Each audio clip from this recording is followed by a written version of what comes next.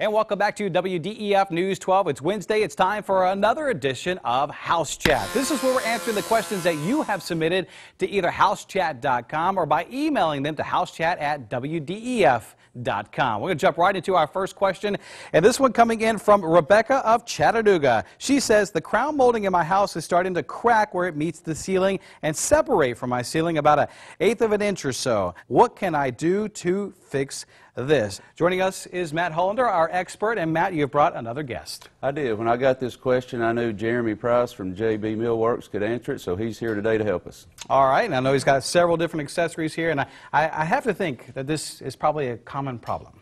It really is. Thanks for inviting me in to answer these questions.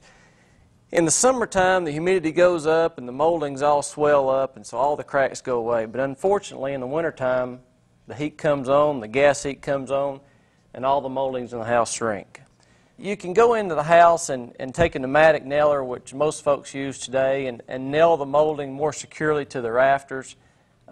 Sometimes the molding will excessively pull loose due to the fact that it wasn't secured properly originally.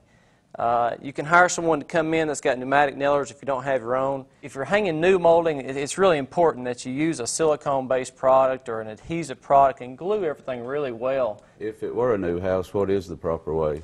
You know, first of all, you want to make sure that the moldings are all full length. So if you've got a room less than 16 foot, most of your moldings come in 16 foot.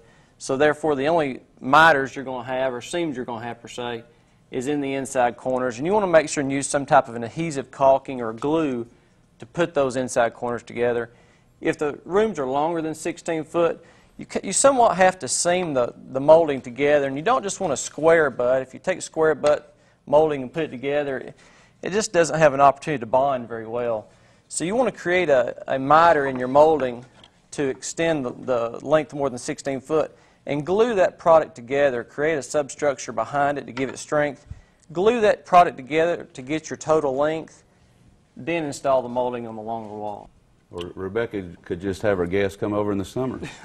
That'll work too. That's right. Now, Jeremy, how can we get a hold of you? jbmillworks.com or 706-965-6940. Thanks for coming in. Again, all you have to do is go to housechat.com or by emailing them to housechat@WDEF.com. And before we go today, here is your House Chat tip of the week.